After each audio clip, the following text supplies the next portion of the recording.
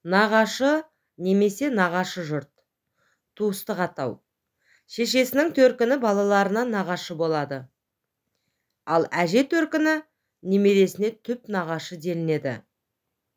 Қазақ халқында қалыптасқан дәстүр бойынша нағашы мен жиен арасындағы қарым-қатынастың өзіндік ерекшеліктері бар. Олар бірін-бірі күндемейді. Араларында бақталастық, қызғаныш болмайды. Өзара әзілдесіп қалжыңдасады.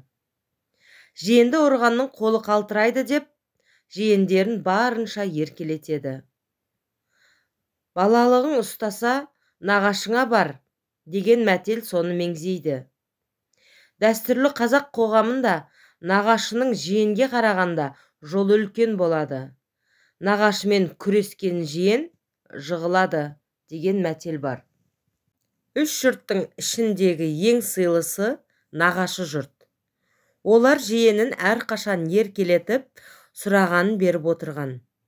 Тек туған нағашысы ғана емес, сол рудың барлығы да жиенге нағашы деп аталады.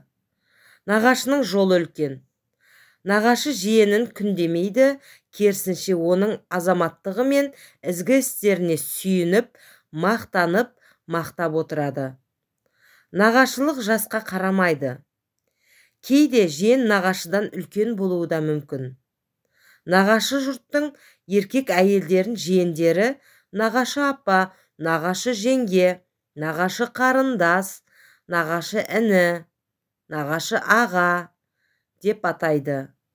Жиен қыздан туған бала нағашы ауылы үшін еркек аса қадірлі. Ол нағашыларынан 3 рет қалаған нәрсені алуға құқылы. Оған ұрысуға, сөзін кектеуге болмайды. Жиеннен туған бала жиеншар. Ол да әкесі сияқты жиендік ғұрыпты жалғастырады. Ал апалы сіңілі қыздардың балалары бір-біріне бөле болады.